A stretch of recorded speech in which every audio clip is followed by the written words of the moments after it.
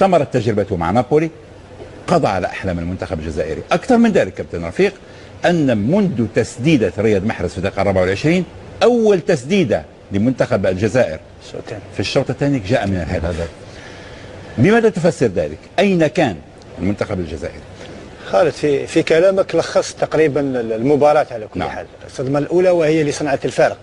الهدف الأول في الدقيقة 50 ضد يعني مندي ضد مرماه. هذا الهدف الأول وكان كسر أرجل اللاعبين وهذيك الحيوية والانتعاش اللي كان موجود في الشوط الأول. ألا تلاحظ معي أنه المنتخب الجزائري سقط في فخ المنتخب التونسي، أصبح يلعب اللاعب الذي يريده المنتخب التونسي؟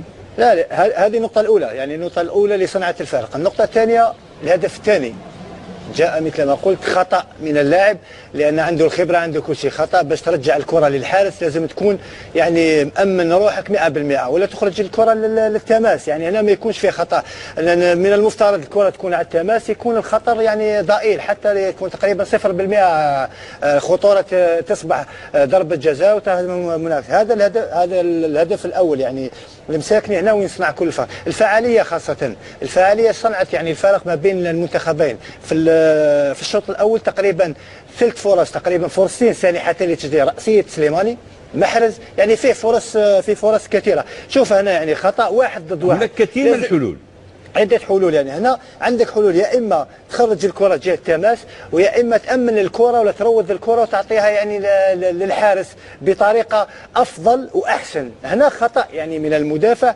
وهذا الخطا نقدر نقول كلفنا غاليا، دفعنا ثمن غالي. ولهذا ومباراة في ديربي مثل هذا اللي يصنع الفارق. انت قلت تلعب على جزئيات قلناها في بداية المباراة، تلعب على جزئيات. عندما تشوف الشوط الأول والطريقة اللي لعب بها المنتخب تتفائل الشوط الثاني أحسن.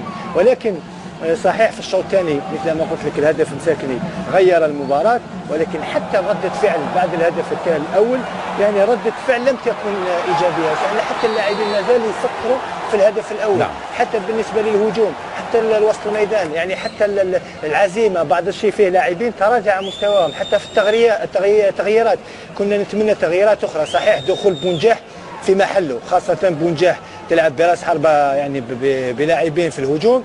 ابراهيمي يصبح على الجهه اليسرى، محرز على الجهه اليمنى وتضغط اكثر. ولكن هذا ما فعلناش في الشوط الثاني. الشوط الثاني ما فعلتش ولا ما كانتش ردة فعل لكي ترجع في النتيجه وتحصلها احسن منها. لان في الشوط الثاني حتى تراجع بدنيا تراجعنا، نقدر نقول حتى الاخطاء فنيه كثيره، تضييع عده كرات، ما صنعناش الفرق مثل ما صنعوا فيه في الشوط الاول محرز ضد معلول.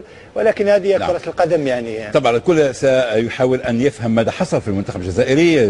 زميلي بالطبع بلال جيزة معه مدرب المنتخب. لك زميلي بلال جيزة، بالطبع فاز المنتخب التونسي بهدفين مقابل هدف واحد. وكابتن محمد بطريقة تحدثنا عن الفوارق ما بين المنتخبين.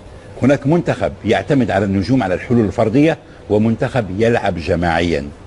الذي يلعب جماعيا هو الذي تألق اليوم وفاز. طبعا إضافة لكلام خالد، النهارده النجوم أصحاب المهارات الفردية غيابهم أثر على أداء المنتخب الجزائري. إنما في نقطة مهمة احنا تحدثنا عليها في قبل بداية اللقاء، وهي مرونة التكتيكية الخاصة لكاسبرزاك. خد اللي عاوز من المباراة بالهدفين وراح عامل تغييرات يا خالد حافظت على النتيجة وحافظت على السيطرة اللي تميز بيها منتخب تونس في الشوط الثاني. المنتخب الوحيد اللي قدر يغير اسلوبه او طريقه ادائه من الشوط الاول للشوط الثاني في المنتخبات العربيه هو منتخب تونس في المباراتين 180 درجه في المباراتين، نتيجه تغييرات مدرب، نتيجه تعليمات مدرب. يعني النهارده لما تيجي تقارن اداء علي معلول في المباراه الاولى اداؤه الهجومي والنهارده اداؤه الدفاعي، لا النهارده مباراه مثاليه لعلي معلول في الناحيه الدفاعيه. وكانوا اصلا لا يهاجم طبعا، ملتزم. دي تعليمات مدرب. النهارده مين اللي كان بيهاجم اكتر؟ حمدي، بعكس المباراه الاولى. حمدي اللي كان مستني شويه وكانت معظم الهجمات ناحيه علي في المباراه الاولى. المباراه الثانيه تعليمات لعلي، استنى اقف، عندك اخطر لعيب، عطله عطل رياض محرز. النهارده رياض من المباريات القليله اللي ما عندوش حلول. اي نعم حاله كل كانت نوعا ما ضعيفه، انما علي قدم من خطورته. النهارده حمدي قدم مباراه كبيره، علي قدم مباراه كبيره. اليعقوبي لما نزل ادى امان اكتر، ادى سيطره اكتر. لما خلص العكاشي لقى مجهوده قل راح مغيره بالخنيسي يدي مجهود زياده من جديد. للفريق. دي تغييرات مدرب، والفرق ما بين منتخب الجزائر ومنتخب تونس الاداء الجماعي والمدرب، فكر مدرب وتعليمات مدرب. اي نعم الناس انا كواحد من الجمهور العربي مستني مستوى كبير من المنتخب الجزائري بما يملكه من مهارات ونجوم. نعم. انما زي ما بقول كرة القدم لعبة جماعية، ما ينفعش اعتمد على واحد ولا اثنين. النهارده الفريق تونس اي نعم حدود امكانياته قدم مستوى كبير، وعلى فكرة يستحق. منتخب الجزائر النهارده ما قدمش المستوى المنتظر منه، ولا في المباراة الأولى ولا في المباراة الثانية. هنا كانت خيبة. انما في نفس الوقت بقول دي كرة قدم. ما يميز المباراة النهارده هي الروح الرياضية ما بين الفريقين. على اي حال بالنسبة لمنتخب الجزائر كانت أمل معقودة عليه أن يذهب بعيدا أو أن يتألق في المباراة الأولى على وجه التحديد حتى يدخل مباراة ثانية في أفضل الحالات، ولكن اليوم حظوظه أصبحت ضئيلة، يحتاج بالطبع إلى تقريبا شبه معجزة إذا ما تمكن منتخب السنغال في الفوز في المباراة القادمة. نذهب إلى فاصل نعود بعده لملاقاتكم من جديد. ابقوا معنا.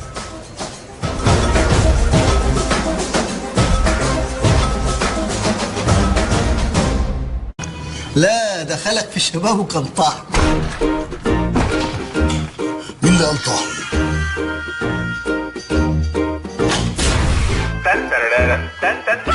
ايه ده؟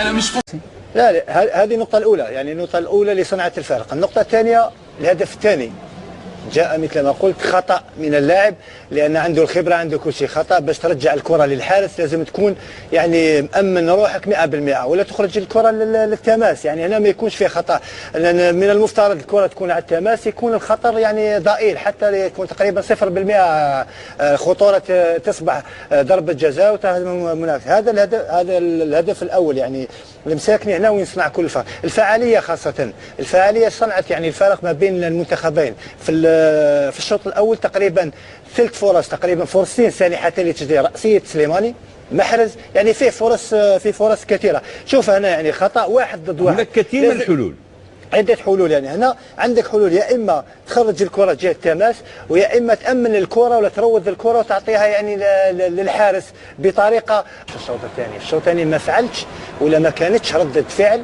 لكي ترجع في النتيجه وتحصل احسن منها، لان في الشوط الثاني حتى تراجع بدنيا تراجعنا، نقدر نقول حتى الاخطاء فنيه كثيره، تضييع عده كرات، ما صنعناش الفرق مثل ما صنعوا فيه في الشوط الاول محرز ضد معلول. ولكن هذه كرة القدم يعني طبعا الكل سيحاول ان يفهم ماذا حصل في المنتخب الجزائري. زميلي بالطبع بلال جيزة معه مدرب المنتخب. لك زميلي بلال جيزة بالطبع فاز المنتخب التونسي بهدفين مقابل هدف واحد، والكابتن محمد بوتريكا تحدثنا عن الفوارق ما بين المنتخبين. هناك منتخب يعتمد على النجوم على الحلول الفردية، ومنتخب يلعب جماعيا.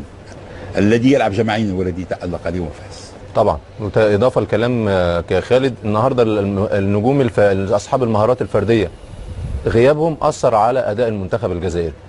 أفضل وأحسن. هنا خطأ يعني من المدافع، وهذا الخطأ نقدر نقول كلفنا غاليا، دفعنا ثمن غالي. ولهذا ومباراة في ديربي مثل هذا اللي يصنع الفارق. انت قلت تلعب على جزئيات قلناها في بدايه المباراه، تلعب على جزئيات. عندما تشوف الشوط الاول والطريقه اللي لعب بها المنتخب تتفائل الشوط الثاني احسن.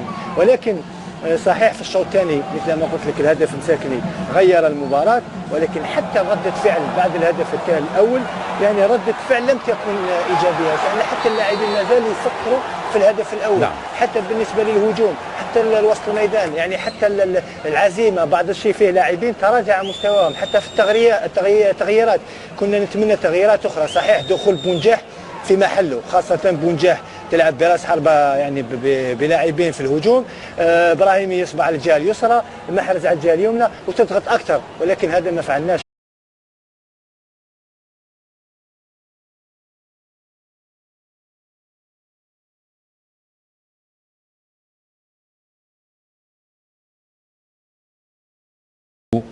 اختمرت تجربته مع نابولي، قضى على احلام المنتخب الجزائري. اكثر من ذلك كابتن رفيق، ان منذ تسديده رياض محرز في الدقيقه 24 اول تسديده لمنتخب الجزائر في الشوط الثاني جاء من الهدف. بماذا تفسر ذلك؟ اين كان المنتخب الجزائري؟ خالد في كلامك لخصت تقريبا المباراه على كل حال. الصدمه الاولى وهي اللي صنعت الفارق، الهدف الاول في الدقيقه 50 يعني مندي ضد مرماه. هذا الهدف الاول، وكان كسر ارجل اللاعبين وهذيك الحيويه والانتعاش اللي كان موجود في الشوط الا الاول. تلاحظ معي انه المنتخب الجزائري سقط لا. في فخ المنتخب التونسي، اصبح يلعب اللاعب الذي يريده المنتخب التونسي. اما في نقطه مهمه احنا تحدثنا عليها في قبل بدايه اللقاء، وهي مرونه التكتيكيه الخاصه لكاسبرزاك. خد اللي عاوزه من المباراه بالهدفين، وراح عامل تغييرات يا خالد حافظت على النتيجه وحافظت على السيطره اللي تميز بيها منتخب تونس في الشوط الثاني. المنتخب الوحيد اللي قدر يغير اسلوبه او طريقه ادائه من الشوط الاول للشوط الثاني في المنتخبات العربيه هو منتخب تونس في المباراتين. 180 درجه في المباراتين، نتيجه تغييرات مدرب، نتيجه تعليمات مدرب. يعني النهارده لما تيجي تقارن اداء علي معلول في المباراه الاولى اداؤه الهجومي والنهارده اداؤه الدفاعي، لا النهارده مباراه مثاليه لعلي معلول في الناحيه الدفاعيه. وكانه اصلا لا يهاجم، طبعا ملتزم. دي تعليمات مدرب. النهارده مين اللي كان بيهاجم اكتر؟ حمدي. بعكس المباراه الاولى، حمدي اللي كان مستني شويه، وكانت معظم الهجمات ناحيه علي في المباراه الاولى. المباراه الثانيه تعليمات لعلي استنى